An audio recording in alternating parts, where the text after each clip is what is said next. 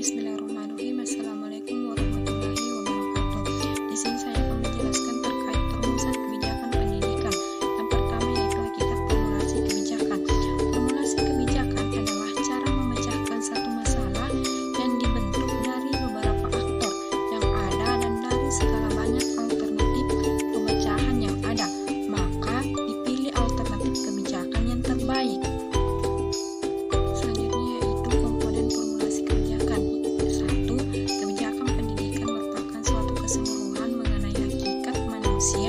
Sebagai makhluk yang menjadi manusia dalam lingkungan kemanusiaan. Dan yang kedua yaitu kebijakan pendidikan dilahirkan dari ilmu pendidikan sebagai ilmu praktis, yaitu kesatuan antara teori dan praktis pendidikan. Dan yang ketiga yaitu kebijakan pendidikan haruslah mempunyai validitas dalam perkembangan pribadi serta masyarakat yang memiliki pendidikan itu. Dan yang keempat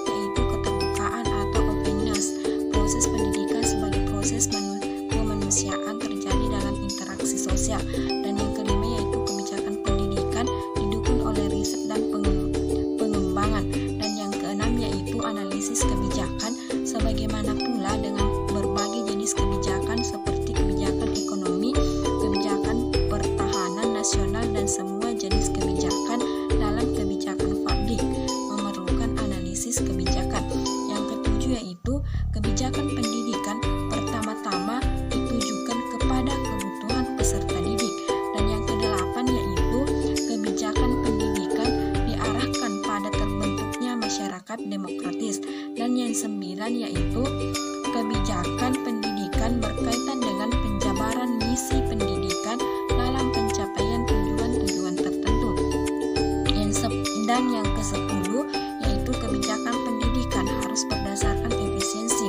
11 kebijakan pendidikan bukan berdasarkan pada kekuasaan tetapi kepada kebutuhan peserta didik. 12 yaitu kebijakan pendidikan bukan berdasarkan ideus atau kebijaksanaan yang irasional.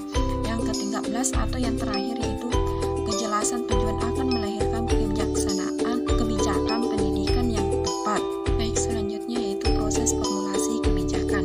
Proses formulasi kebijakan yang efektif memperhatikan keseluruhan antara usulan kebijakan dengan agenda dan strategi besar atau grand design pemerintah melalui konsultasi dan interaksi terhadap perumusan kebijakan, menekankan konsistensi sehingga kebijakan yang baru tidak bertentangan dengan agenda dan program pemerintah yang sedang dilaksanakan.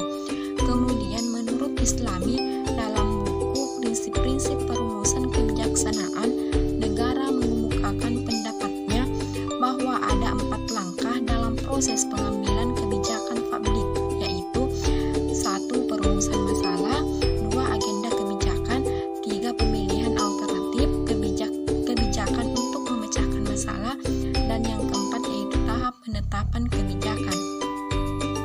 Dan yang terakhir yaitu aktor dalam formulasi kebijakan pendidikan.